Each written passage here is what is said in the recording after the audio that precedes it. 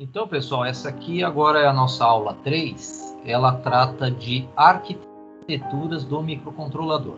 Então, a gente vai falar um pouquinho da CPU dele, unidade central de processamento, de alguns periféricos, os principais. E lá no finalzinho tem diagraminha de blocos do microcontrolador. Esse diagrama de blocos completo está no datasheet do microcontrolador. Então, quando a gente fala de unidade central de processamento, ela caracteriza-se por ser otimizada para a manipulação de bits. Assim, o conjunto de instruções inclui movimentação de bits, set e reset, que é o clear, complementação de bit e teste de bit. Então, a unidade central de processamento, ela executa instruções que trabalham basicamente com isso aqui: movimentação, ativação e desativação, que é o set reset ou set clear, complementação, que é a função ou não, e teste de bit. Ela testa se você tem bit 0, se você tem bit 1 em determinados registradores. E ela também, executa movimentação de dados, controle de fluxo, operações lógicas e aritméticas e controle de CPU. Operações lógicas nós temos como exemplo a AND, a OR, a NOR, a XOR. A aritmética é soma e subtração.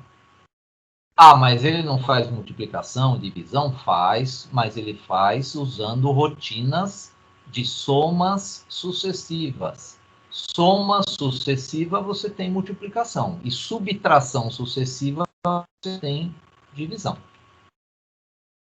Aí usam-se rotinas aí, né, dos compiladores para fazer outras operações matemáticas aí. E toda parte de operação científica também, né? Tudo que a calculadora científica faz, nós temos as funções lá científicas lá para fazer. Então, nós temos aqui a nossa CPU, ela trabalha sempre com memória de dados, que é a RAM, e memória de programas, que é a ROM. Dentro do meu CI, vamos supor que eu tivesse um encapsulamento aqui, né?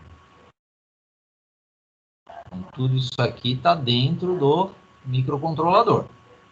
A CPU, as memórias, os periféricos, que eu vou falar de alguns deles, que é osciladores, timers, contadores, e tem os pinos, que são chamados de ports. Então, de ports de entrada e saída. Essa palavra ports, ela tem a ver quando o navio atraca, no porto. Então, ele tem esse significado aí de ports. Só que aqui a gente não atraca, nosso navio. A gente faz a ligação física para controlar diversos sinais de entrada e saída do nosso projeto.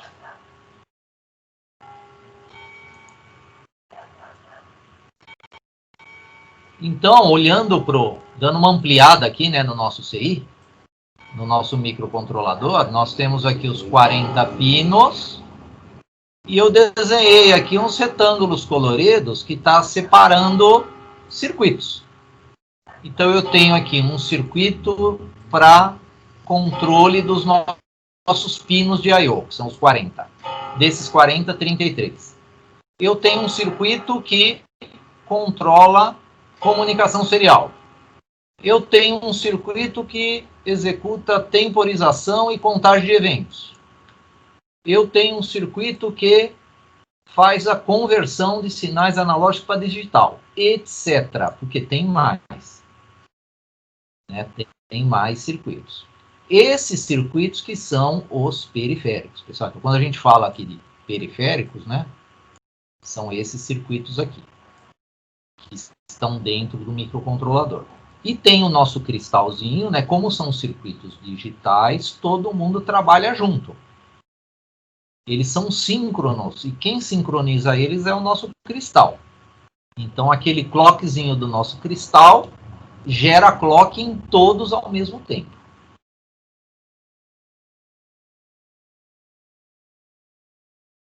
Então, falando aí dos nossos pinos, né? Então, o acesso aos periféricos é feito através dos pinos do microcontrolador via hardware e suas configurações são feitas através de software.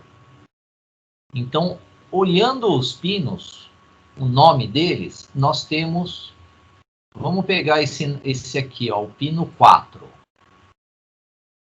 O pino 4 é o RA2 barra AN2 barra VRF- barra CVRF. O que é isso? Significa que esse pino 4, ele tem 4 funções. Aí você programa qual delas você quer utilizar nele. O pino 7 também, né? O pino 7, ó, ele tem 4 funções. Ele é o RA5, ele é o AN4, ele é o SS, ele é o C2 Out. Então você configura qual vai ser o uso desse pino aqui, para qual circuito desses que você vai usar. Isso aí se chama multiplexar pino. Então esses pinos, eles são multiplexados, eles têm mais do que uma função. Por quê? Se não houvesse mais do que uma função por pino, eu ia precisar ter, acho que uns 100 pinos aqui para ter todas as funções que ele foi projetado. Então, os pinos, eles têm nomes separados por barra, porque eles têm mais do que uma função. Agora, tem uns que não, né? Que nem o RB5 é só um pino digital. O RB4 é só um pino. Agora, o RB3, ele é um pino digital e é um pino de programação. O 32 e 31 é alimentação. O 11, o 12 também é alimentação. O 13 e o 14 é o clock. O pino 1 é o master clear. Ele tem que estar em nível alto para o microcontrolador trabalhar.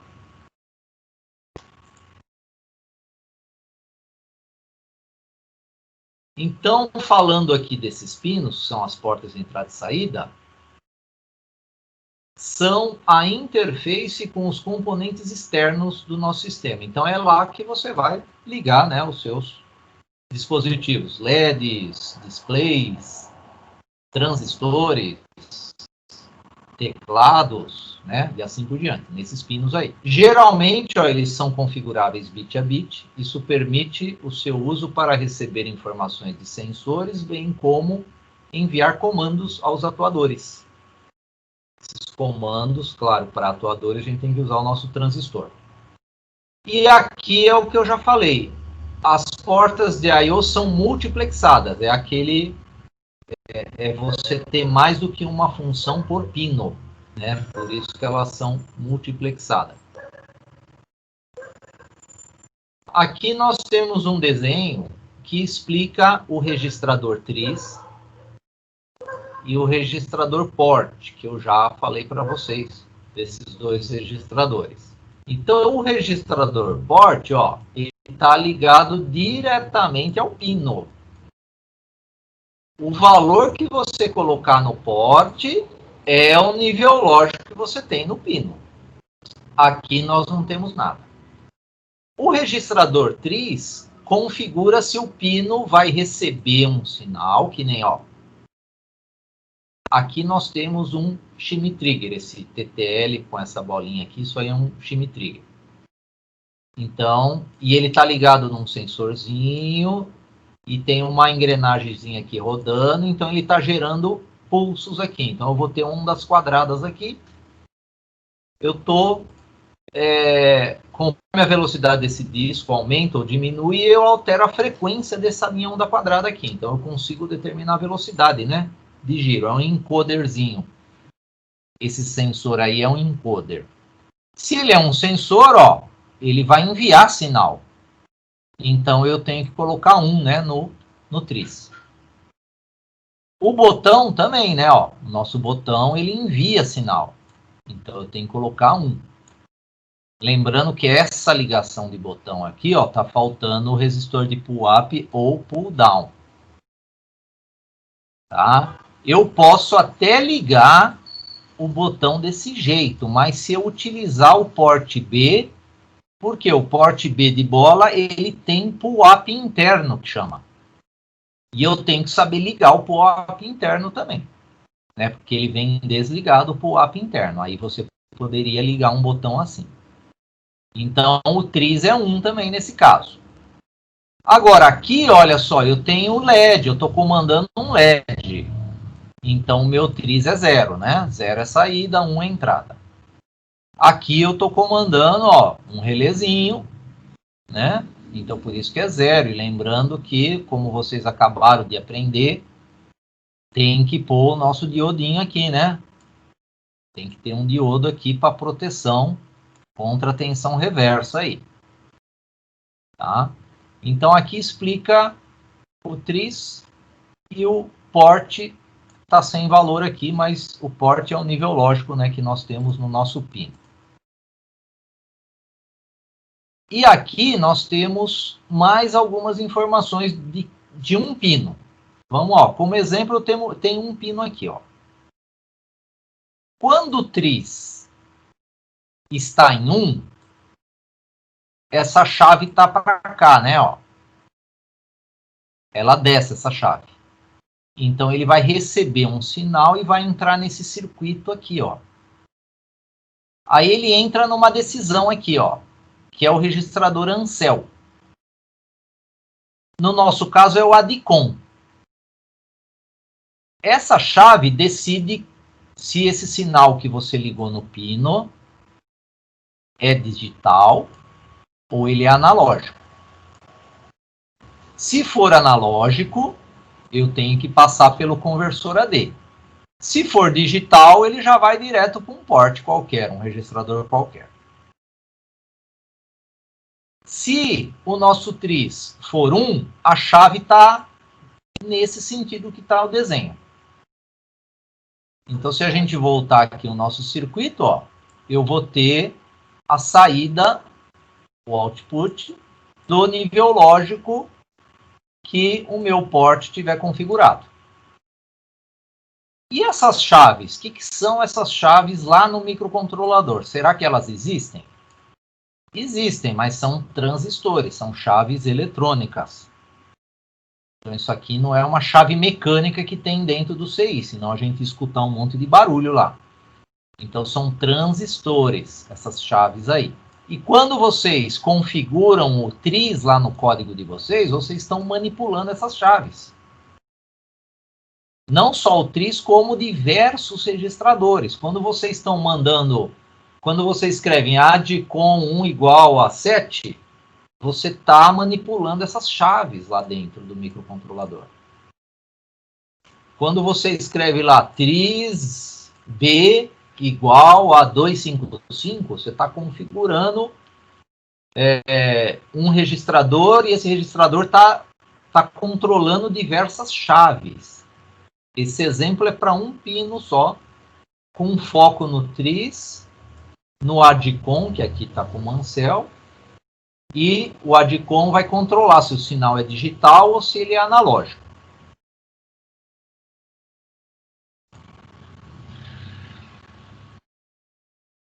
Manipulando os bits de I/O. Então, vamos lá. Então, eu estou usando como exemplo o porte B, que são esses pinos aqui, né? Do 33 ao 40. Então, o tris 1 é input, entrada, saída é output, é o 0. Então, para que eu manipule bit a bit, que nem eu quero configurar o RB1 como entrada, por isso que a seta está apontando para ele. Então, seta apontando para o microcontrolador é sinal de entrada. Seta saindo é sinal de saída. Então, para a gente criar essa configuração aqui, eu tenho que escrever isso aqui, ó. trisb.rb1 igual a 1. Então, olha, ó, configurou o bit 1 do porte B como entrada. trisb.rb3 igual a 0. Então, o bit 3, ó, que é o pino 36, como foi colocado 0, ele é um pino de saída. E trisb.rb6 igual a 1, então o bit 6 está configurado como entrada.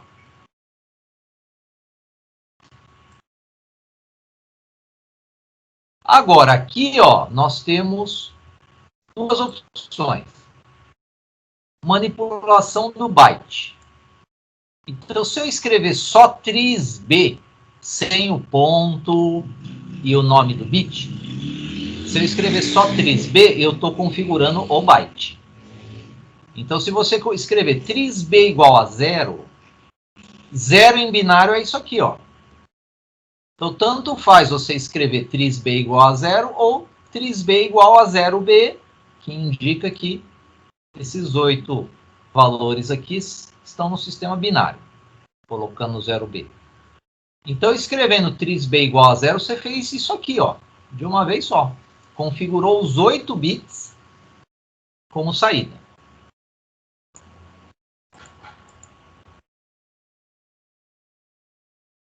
E se você escrever trisb igual a 1, a gente vai ter isso? Não, não vamos ter isso. Por quê? Isso aí é um erro comum. Se você escrever trisb igual a 1, você vai configurar só o bit 0 como entrada, o resto vai ser saída.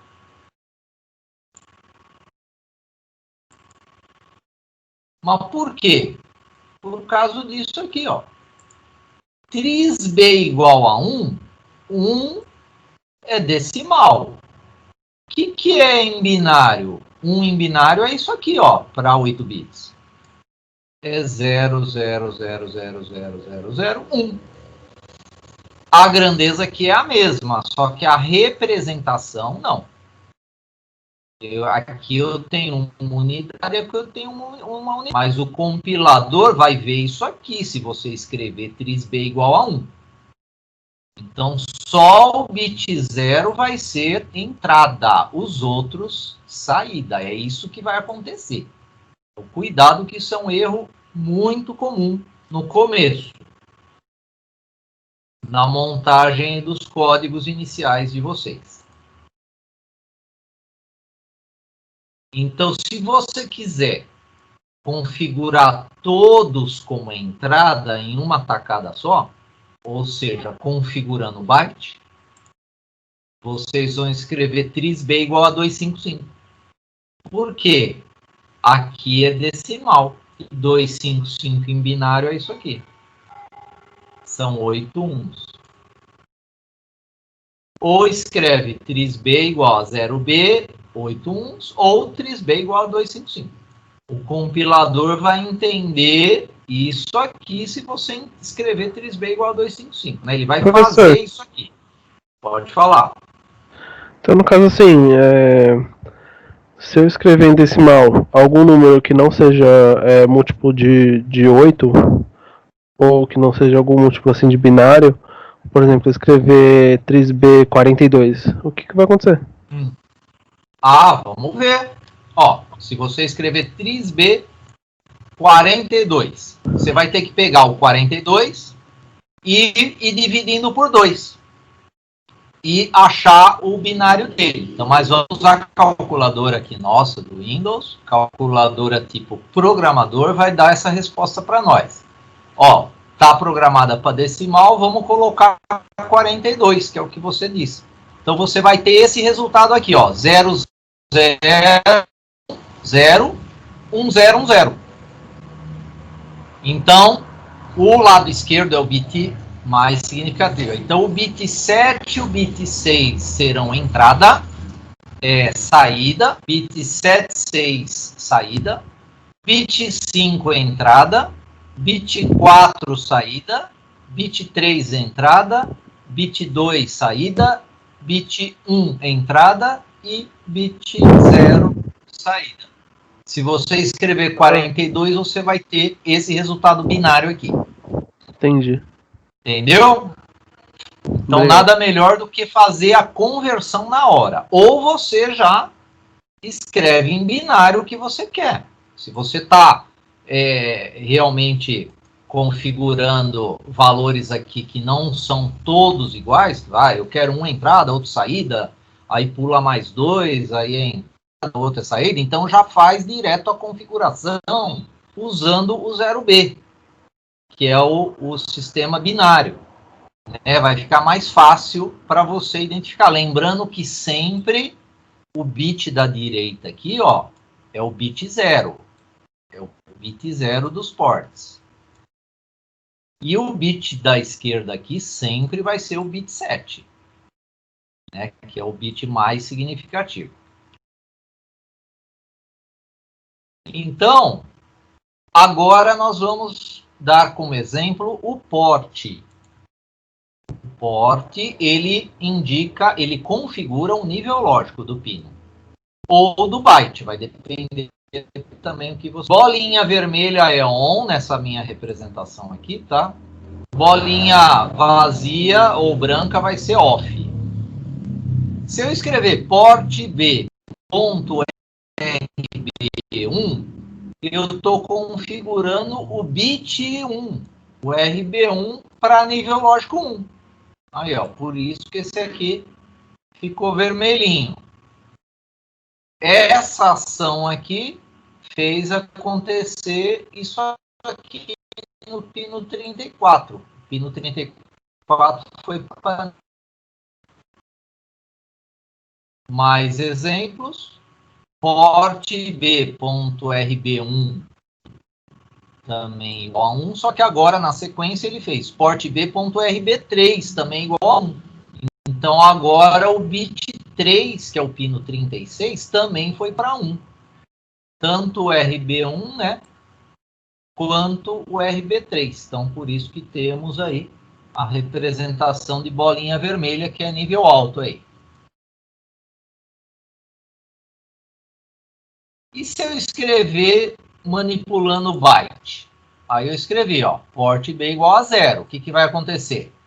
Tudo 0. Porque 0 em decimal é uma sequência de 8 zeros em binário. E se eu escrever port B igual a 255? Eu coloco todos os pinos em 1. Mas por que 255 coloca tudo em 1? Porque 255 convertido para binário é só converter. 255 binário. Vai dar 8 uns. Então, todos os pinos do porte B vão para nível alto.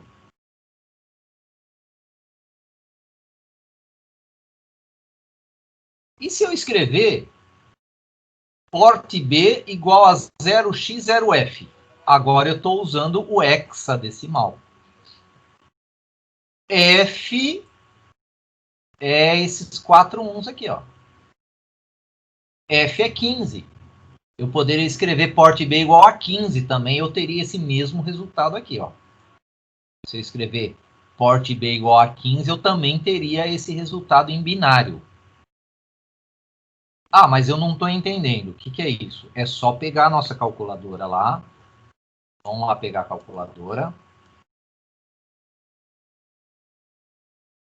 Vou pegar a calculadora, ó, ela está configurada por decimal, vou escrever 15, ó. 15 em decimal é F em hexadecimal ou é 4 uns em binário.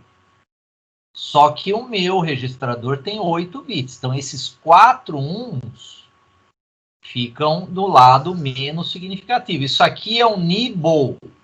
O nibble é um conjunto de 4 bits. É uma unidade bem antiga, né? O nibble.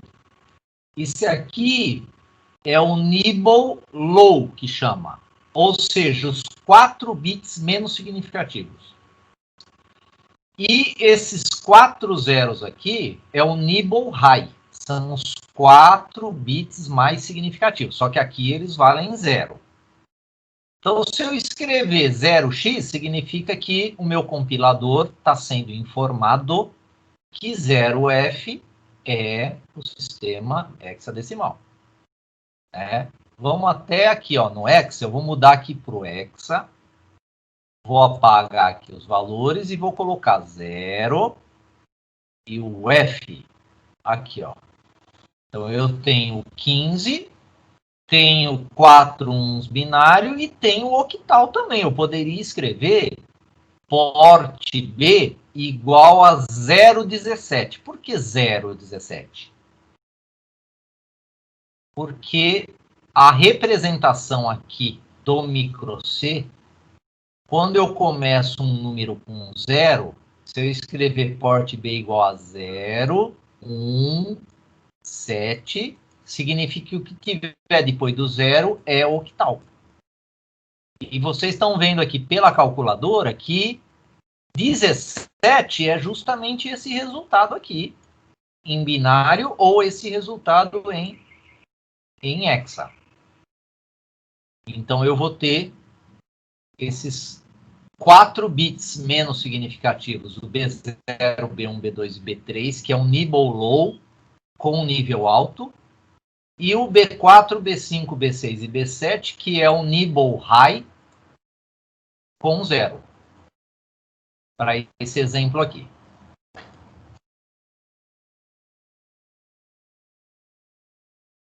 Hoje nós teremos 3 projetinhos aí no final para vocês trabalharem. Lá vai ter essa manipulação aí de bits, pares, ímpares, nibble high, nibble low. Por isso que eu já estou adiantando para vocês esses termos aí. Aqui, deixa eu ver se eu não pulei nada. Não. Aqui, olha só. Aqui eu estou manipulando o byte também. Eu estou colocando os pinos pares em alto. Por que par? Porque o 0 é par, o 2 é par, o 4 é par e o 6 é par. Então aqui é o bit 0, 2, 4, 6. Então são os bits pares, estão em nível alto. Ou você escreve 0x55. Por quê? 55 em hexa, eu tenho esse resultado aqui em binário. Ah, mas poderia escrever em decimal? Pode também, é só ver quanto o 55 representa em decimal.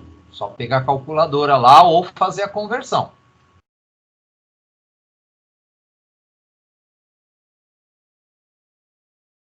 Ou eu escrevo 0B, 00110000, que isso aqui é o porte B, estou configurando o byte. Se eu dividir isso aqui, ó, meio, esse lado é o 0, esse lado é o 3, né? Por isso que em hexa é 3, 0, ó. Em hexa eu coloco 0x, 3, 0. Então, ou eu escrevo porte B com 0B e ponho a sequência que eu quero, ou porte B 0x e ponho o que eu quero em hexa. Aí eu vou ter os bits 4 e 5 em nível alto, se eu configurar o porte dessa maneira aqui. Se eu escrever 0x35 é igual a 0b, 0011, 0101.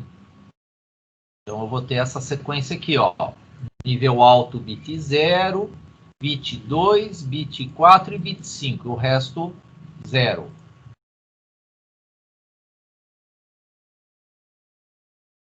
Aqui a manipulação do bit, porte B.RB2, igual a 1.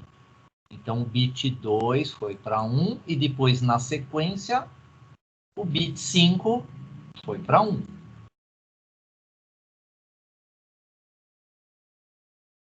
Se eu escrever porte B igual a 0, tudo 0, porque 0 em decimal é uma sequência de 8 zeros, em binário.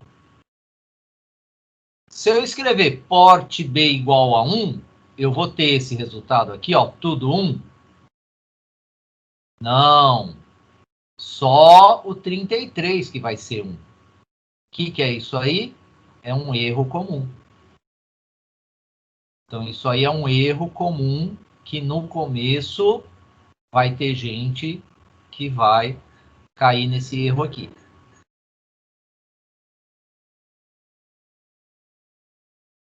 Se você porte B igual a 1, você vai ter esse resultado aqui agora. Ó. Só o bit 0 que vai ser 1. O resto vai ser tudo 0. Ah, mas como é que eu faço para ligar todos de uma vez? Ou você escreve 0B, 1, 1, 1, 1, 1, 1, 1. Ou você escreve 0xFF, ou você escreve porte B igual a 255. E tem também o sistema octal aí, que como a gente usa menos, a gente acaba não usando o octal. Mas o octal vai ter o valor dele que faz com que todos os bits fiquem em 1.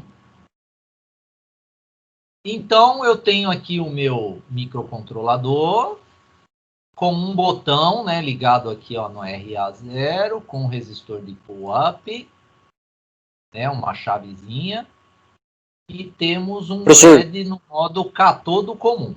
Pode falar. Eu só não entendi muito bem a última parte. No início da explicação do port B, você colocou assim, port B igual a 0. Aí, e o port B igual a 0, só o port B, ele define todas as portas com um nível lógico baixo? Aí, ó. Isso aí, isso aí, ó. Não é diferente, né? Porque 0 em decimal é 0 em binário, é 0 em hexa. Você pode escrever port B igual a 0B, 00, 00, 00, 00. Você pode escrever port B igual a 0x, 00, porque aí é o hexa. E você pode escrever 0, simplesmente, que vai ser o sistema decimal. O sistema decimal, 0, tudo 0. Agora, se você pôr 1 aqui, você viu a diferença? Se você pôr 1, você não tem isso aqui, não. É um erro comum isso aqui, ó. Se você pôr port B igual a 1, você está tendo esse resultado aqui, ó. Tira as dúvidas quanto a isso. Isso aí é importante para você não errar lá depois nos códigos e ficar quebrando até a cabeça, né? Você fala, pô, eu coloquei port B igual a 1, só tá ligando um LED, era para ligar todos. Não, é para ligar um só. Não, tranquilo, professor. Isso se aplica também no TRIS, por favor? Sim, qualquer registrador. Tá. Nós temos diversos registradores, dezenas de registradores de 8 bits. Qualquer um vale essa regra aí de você configurar o byte ou o bit. Não é só no port ou no TRIS. Tá, obrigado, professor. Nada. Então, aqui nós temos um circuitinho básico com um botão, né, um sinalzinho de entrada e um sinal de saída que está aqui no RB1. Né, tem um resistor limitador aqui, o LEDzinho no modo catodo comum, porque é o catodo dele que está ligado na referência. Circuitos comuns de saídas, né? Então, ou a gente usa LEDs, esse conjuntinho de LEDs, esses aqui estão no modo anodo comum, esse aqui, ó. E o lado de cá está no catodo comum. E existe, se vocês forem na Santa Ifigênia, vocês podem comprar essa barrinha resistiva. Parece um seisinho de 9 pinos, mas todos alinhados, todos na mesma linha, não está separado que nem o padrão DIP lá. Essa barrinha resistiva deixa a sua montagem menor, porque dentro dela você tem, ó, 8 resistores para formar um byte e um terminal que é o comum. Então você consegue reduzir o tamanho dos seus circuitos com essas barrinhas resistivas aqui. Elas existem para LEDs, que no caso aí são resistores na faixa de 300 ohms, 400 ohms, aí você vê o valor que você quer. E tem os de 10K também para fazer os botões com pull-up também. Um outro periférico que nós temos é a nossa porta serial, né? Então a porta serial é usada para comunicação. Então nós teremos uma aula específica de comunicação. Hoje eu só estou dando uma visão geral aí dos periféricos. Eu uso para quê? Né?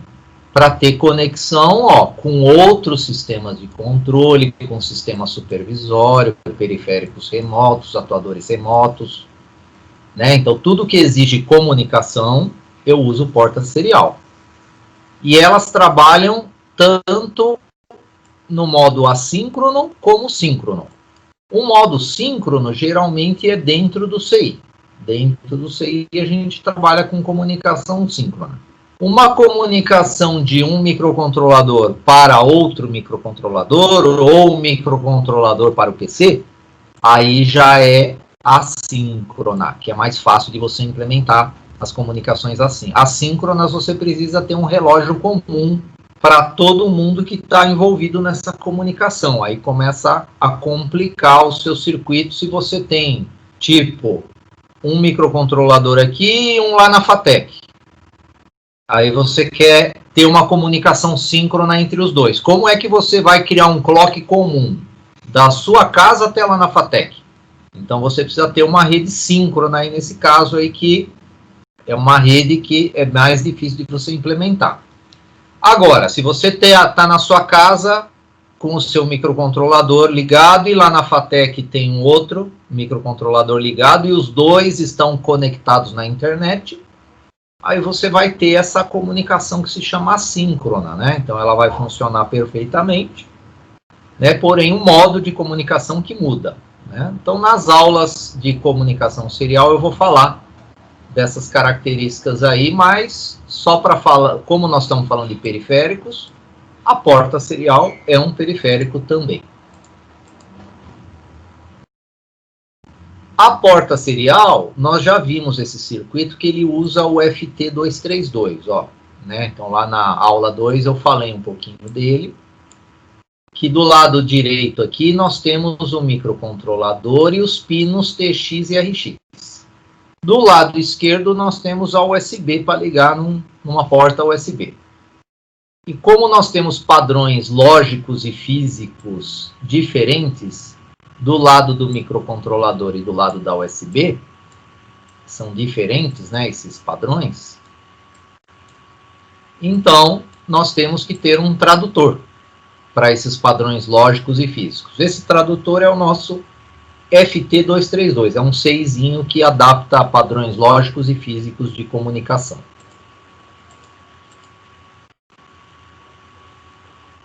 O temporizador e contador também são periféricos muito utilizados em projetos, hein? Então, temporizador, vamos supor, você está fazendo um projeto e quer medir um determinado tempo, ou quer manter um solenoide ligado por um determinado tempo, você precisa de um circuito que contabiliza tempo. Agora, você quer também, nesse mesmo projeto, contar eventos, né? Então, você tem lá, como exemplo, eu vou pôr uma catraca lá na porta de entrada da FATEC lá. Então, em vez de você registrar seu nome lá na entrada, quando você está sem o cartão de vocês, de aluno lá da FATEC, você tem que ir lá registrar seu nome lá. Então você, vamos supor que tem a catraca lá, e a catraca está contabilizando quantos alunos estão entrando, né? Só que o circuito do temporizador e do contador é o mesmo. Os dois vão incrementar unidades, mas o temporizador incrementa a unidade de tempo. Então eu tenho que ter um clock de tempo ligado nele. O contador não. O contador chegou um aluno, depois de 10 segundos chegou outro, depois de 20 minutos chegou outro, né? Então o contador, ele incrementa o registrador dele, mas com tempos aleatórios, né? Geralmente, os temporizadores, eles têm um registrador e quando chega na contagem máxima, ele avisa a CPU. Quando chega na contagem máxima. O que é chegar na contagem máxima? Vamos supor que vocês têm um registrador de 4 bits. Com 4 bits, vocês contam de 0 até 15. 16 ele já não conta, né? Porque 16 vocês precisariam de 5 bits. Então, 15 mais 1 é esse transbordo, né? É o estouro também, é mais conhecido como estouro do que transbordo. Existem vários modos também de operações deles, né, dos temporizadores e contadores, então eles são usados também para fazer registro de captura, gerador de taxa de transmissão, que é esse bound rate, e gerador de sinal PWM para controlar a velocidade de motor, intensidade de lâmpadas. Esse aqui é um diagraminha de blocos do nosso temporizador e contador. Por que é temporizador e contador? Porque o circuito é o mesmo. Esse é o registrador que conta. Tá, ó. Ele chama TMR0. Porque ele é do timer 0. Nós temos no timer 0, 1 e 2. Esse é do timer 0. Ele tem 8 bits, então ele conta de 0 até 255.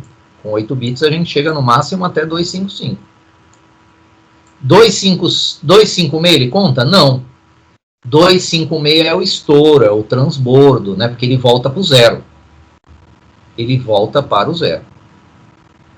E essa chavezinha aqui, ó, esse MUX, aqui é uma chave, né? Que ou eu pego o sinal e jogo para cá, ou eu pego esse sinal aqui de baixo, ó, e jogo para cá. Ou é um ou é outro, o MUX.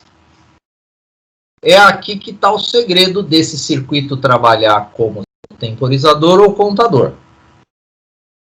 Nas aulas de temporizador contador, também nós teremos aulas específicas, tá, para programar aqui esses periféricos. Eu vou voltar a falar disso. Mas olha aqui, ó, se vocês olharem esse lado aqui, ó, nós temos, nesse sentido, eu tenho um pino aqui, ó, do microcontrolador, é o RA4.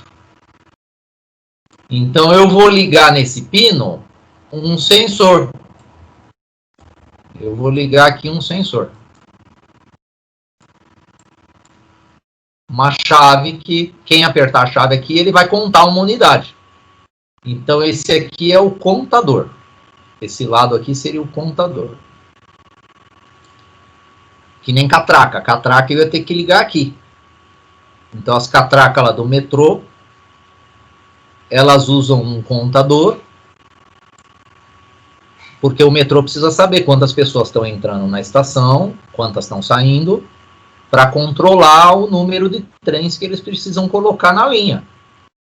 Tem muita gente na estação, tem que chegar mais trens. Se tem pouca gente, aí o trem demora um pouco mais.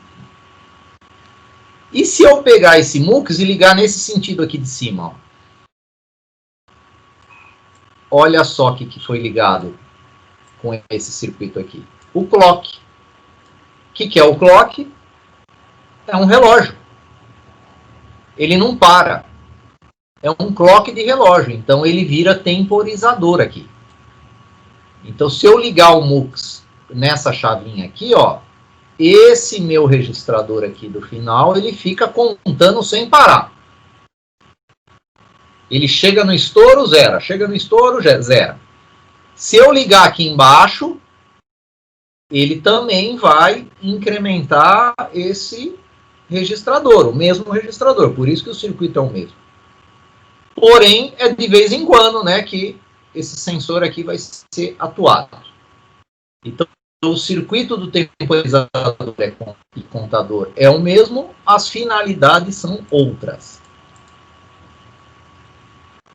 O conversor AD, ele faz a conversão de um sistema, de um sinal analógico para o digital, que é o que a nossa CPU entende, né?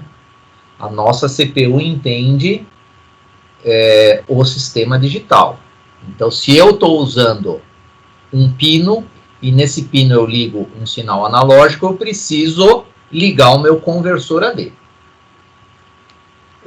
Todo conversor AD ele tem resoluções de 8 a 12 bits, geralmente. O nosso é de 10. 10 bits já é uma excelente resolução.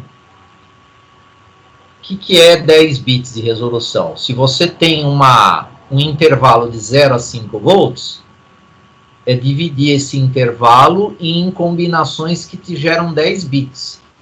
Você divide esse intervalo em 1023. 5 volts dividido por 1023. Dá em torno aí de 4 milivolts. Então é uma tensão muito baixa para trabalhar com 10 bits. Então 10 bits é uma resolução muito boa para a gente trabalhar com sensores analógicos. Agora, existem aplicações mais específicas, né? Aí tem conversores ADs com umas resoluções maiores para você trabalhar com célula de carga, um exemplo. Célula de carga trabalha com aquela ligação de ponte de Wheatstone. Então, os níveis de tensões são muito baixos. Então, você precisa ter conversores ADs de 16 bits ou mais. Geralmente, a célula de carga você compra junto com a célula de carga o conversor AD dela, que geralmente é de 24 bits. E aí você, através da comunicação, você pega esse fluxo de 24 bits e o microcontrolador entende o valor aí que você quer medir, aí no caso a massa, né, para a célula de carga.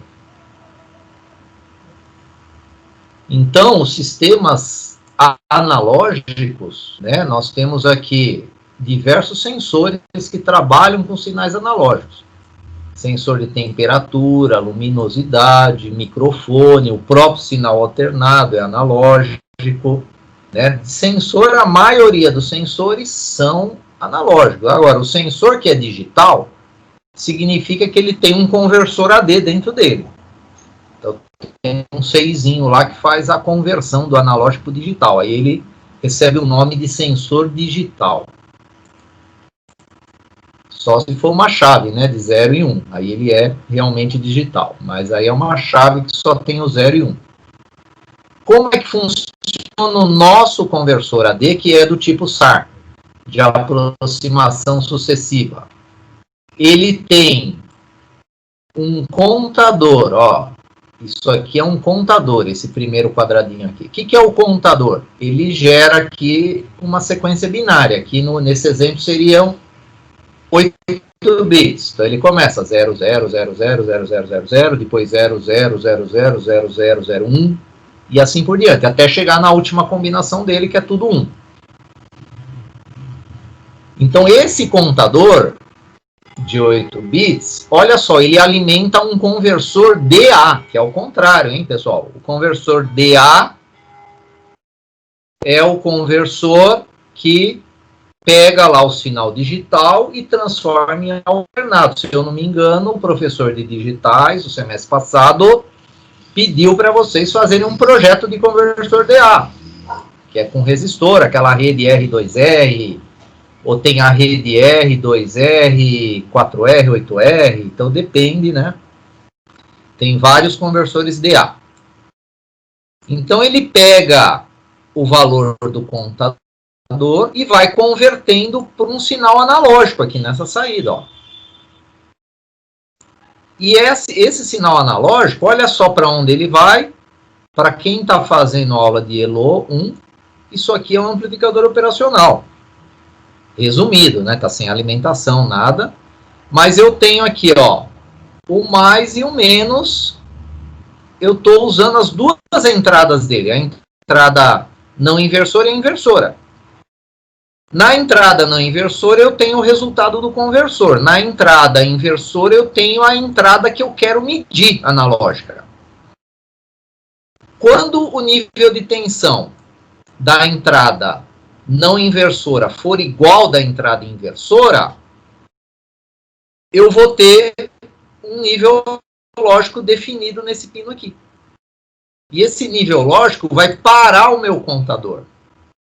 Quando ele parar o contador, ele achou o código que representa a tensão de entrada.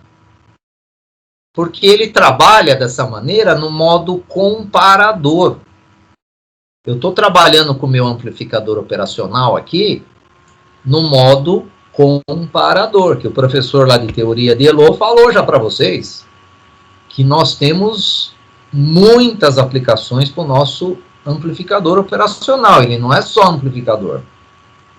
Ele é somador, ele é subtrator, ele é integrador, ele é diferenciador e ele é comparador também. Inclusive, vocês farão uma experiência de comparação com ele. Quem está fazendo Elo 1. Então, quando ele comparar essas duas tensões, significa que ele achou o valor da entrada analógica.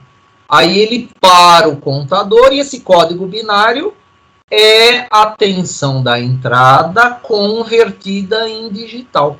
Aí esse valor é salvo aqui, né? Aí vai ter um bufferzinho aqui, né? Aqui é só um diagraminha para vocês entenderem a lógica do conversor AD. Tá faltando também bastante circuito aí, tá? Então é só uma explicação didática aqui. No caso do microcontrolador, nós temos um conversor AD e 8 entradas. Eu não tenho um conversor AD por entrada. Eu compartilho através dessa chave aqui, ó. Essas chaves, eu ligo uma de cada vez. Aí eu leio o sinal da entrada, que a chave foi fechada, o conversor AD converte. Só que essa varredura também que ele faz é muito rápida, então ele consegue ler os 8 sinais alternados quase que instantaneamente. Para nós, esse tempo aqui é tão pequeno que nós não notamos. É aquilo que eu já falei para vocês. Se a gente conseguir filmar com a super câmera e depois diminuir o tempo, né, para você transformar isso em câmera lenta, aí sim que a gente consegue visualizar essas chavinhas aqui, uma de cada vez, né? Na verdade, a gente não vai visualizar essa chave, mas a gente teria informações analógicas que ele converteu, cada uma no seu tempo. Para nós, no nosso tempo real, nós não notamos isso, que é muito rápido. Cada conversão analógica é 20 microsegundos. Então, na aula de AD, a gente vai falar melhor também desses circuitos, tá? Então, hoje é uma visão geral de periféricos. E diagrama de bloco, do caso aqui do PIC 16F877A, tem esse aqui que é mais fácil de entender. Tem o que está no datasheet, também está nesse material, mas esse aqui, para começar a entender ele, é melhor. Então, eu teria aqui todo o encapsulamento, né, do microcontrolador aqui. Os ports estão aqui, né? Então, aqui que a gente teria todos os pinos, né? Os 33 pinos de I/O estão aqui. Ele está dando até informação, ó, que é 25 mA cada pino. Tem a CPU que trabalha com 35 instruções, e é isso mesmo, só 35. Temos circuitos de interrupções, de watchdog timer. Temos aqui a parte do reset, aqui a alimentação dele, aqui a parte de memórias, né? Aqui tem uma pilha de memória, tanto memória flash aqui, memória RAM, memória de registrador especial, EEPROM, ele tem também EEPROM, que a gente pode usar para salvar dados e eles ficam armazenados lá nessa EEPROM. Temos os 3 timers que eu falei para vocês, T0, T1 e T2. Temos a parte de comunicação, SPI, I2C e USART. Temos a parte de oscilação. Temos o conversor AD. Temos os módulos DA. PWM é o DA, é o inverso, né, do AD. Ele gera um sinal analógico para a gente na saída. todos esses circuitos, eles são interligados por barramentos, ó. Tudo barramento. E são geralmente barramentos comuns. Então, tipo, se a comunicação está usando esse barramento, esse módulo de PWM tem que esperar a comunicação ficar livre, porque tem controle de barramento, tem um controle de uso de barramento. Isso aí tem até no computador. Tá? Até nos computadores tem esse controle de barramento. É um barramento compartilhado por vários circuitos.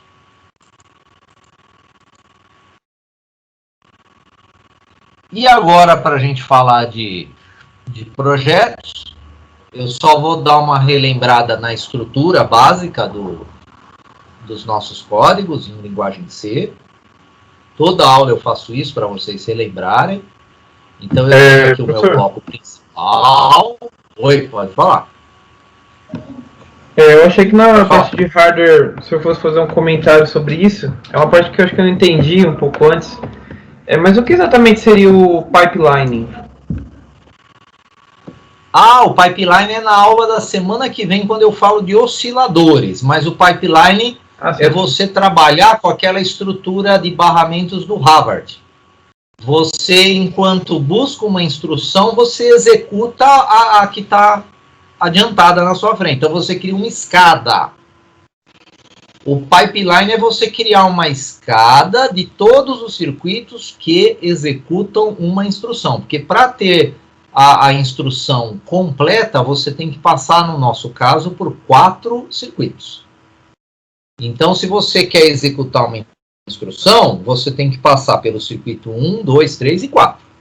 Sem o pipeline é o seguinte, você passa pelo circuito 1, quando você pula para o circuito 2, o circuito 1 fica livre. Ninguém usa. Quando termina o 2 e você vai para o 3, o circuito 1 e 2 fica livre, ninguém usa. Aí quando você vai para o 4, o circuito 1, 2 e 3 fica livre e ninguém usa. E aí terminou o 4, fez uma instrução. Isso aí é sem pipeline. Com o pipeline, você vai aproveitando os circuitos que não estão sendo utilizados. Mas isso aí é um detalhe da próxima aula também, que é a aula de ciclos de clock e ciclos de máquina. Sexta-feira que vem eu falo disso aí. Aí vai ter uns desenhos aí que vai ser mais fácil de entender do que eu tá falando isso aí para vocês. Tudo bem? Tudo bem. Então, só falando um pouquinho agora da estrutura básica dos nossos códigos, né? Então, nós temos o bloco principal, né? E o nosso bloco principal é dividido em 2 áreas, que é o setup e o loop. O loop infinito. Então, o setup, nós temos aqui a configuração do ADCOM 1, temos a configuração dos trees, dos ports, né? Lembrando que esse ADCOM 1... Oi, pode falar. Perguntar sobre o ADCOM 1 mesmo. Quando a gente define, aí, por exemplo, o ADCOM 1 igual a 7, aí, lendo o comentário, configura pinos analógicos para digitais. Isso ele está fazendo com os pinos do microcontrolador? Com aqueles 8, Aqueles 8 pinos analógicos, ele está configurando tudo para digital. Ele não está ligando... ele não está ligando nenhum conversor AD naqueles pinos. Porque todos os pinos, ele está dizendo que, ó, eu não vou trabalhar com sinal analógico, vai ser tudo digital. Mas é só naqueles 8 pinos. E se você não estiver usando aqueles 8 pinos, você nem precisaria estar usando o ADCOM 1. Mas eu já deixo aqui nos códigos para vocês irem se acostumando. Os ports A, B, C, D, eles são todos digitais, então? Não, aí depende. Quer ver quais são analógicos? Nós temos aqui as informações dos pinos analógicos, bem naquele... Aqui, ó. Aqui nós temos quais pinos são analógicos. O RE2, 1 e 0. E o RA0, RA1, RA3 é o porte A, 5 pinos do porte A e 3 pinos do porte E. É só esses que são analógicos e vocês não estão usando esses pinos nesses exemplos que eu passo para vocês. Vocês não estão usando. Por isso que eu falei, não é necessário colocar o ADCOM 1 nesse momento, mas vamos acostumando a colocar. Show de bola, consegui entender agora. Obrigado. Perfeito.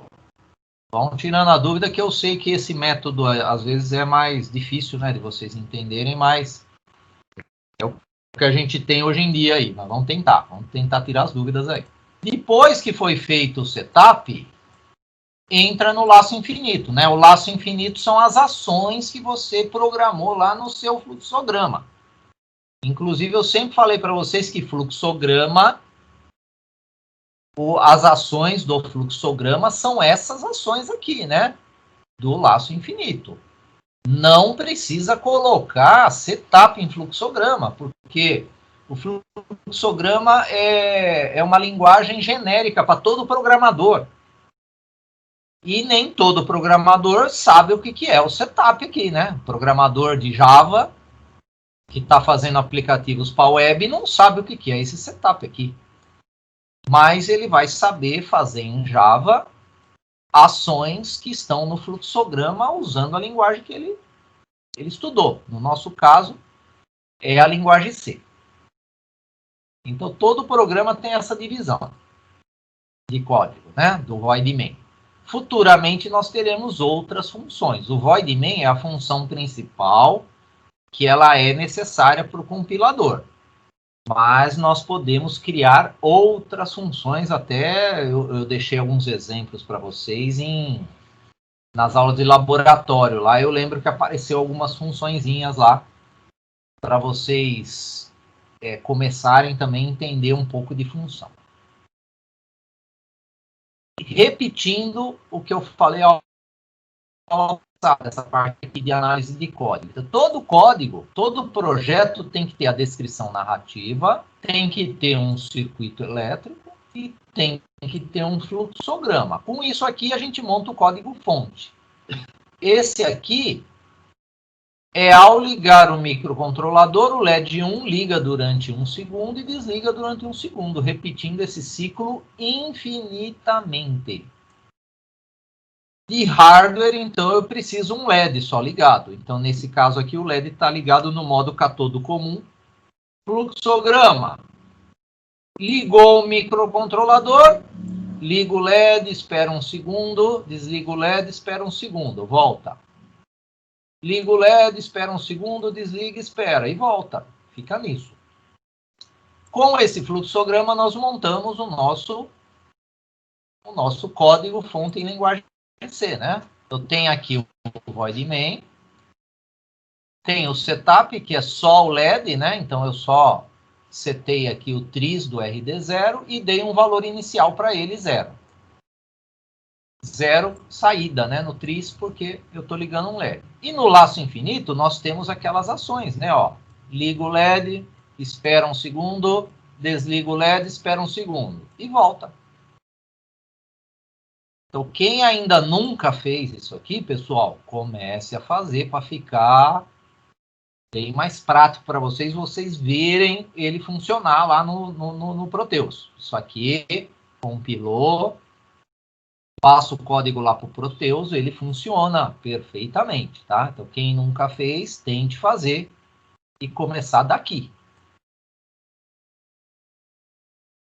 Um segundo código, que eu também já mostrei para vocês, é do botão. O botão,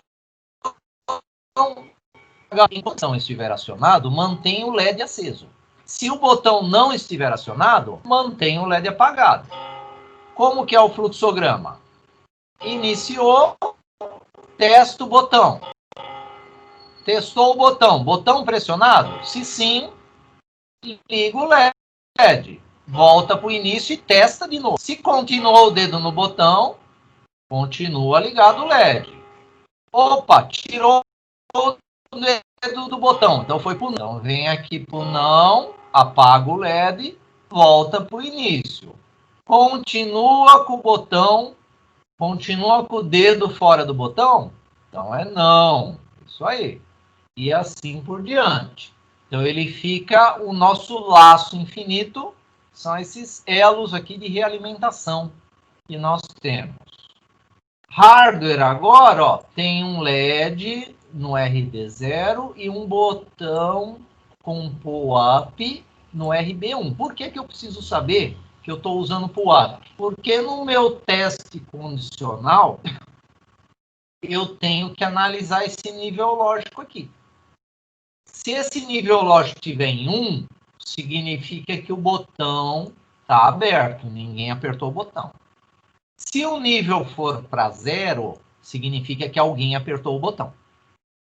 Aí eu dou a ação para o meu LED de liga ou de desliga se o botão não for pressionado. Aí nós temos essa estrutura aqui. Temos também o setup. Agora o setup aumentou um pouquinho porque nós temos aqui, ó, o TRIS-D e o port-D igual a 0 para o LED e o TRIS-B RB1 e o port-B RB1 para a chave. E no laço infinito eu tenho o meu teste condicional aqui, ó. Se o nível lógico do RB1 é igual a 0, esse igual é comparar, não é atribuir. Igual é comparar. Então ele está comparando o nível lógico do botão RB0 com 0. Se isso for verdade, ele executa essa linha aqui seguinte, ó, que é port-d.rd1 igual a 1. Agora tem um igual. O que significa agora um igual?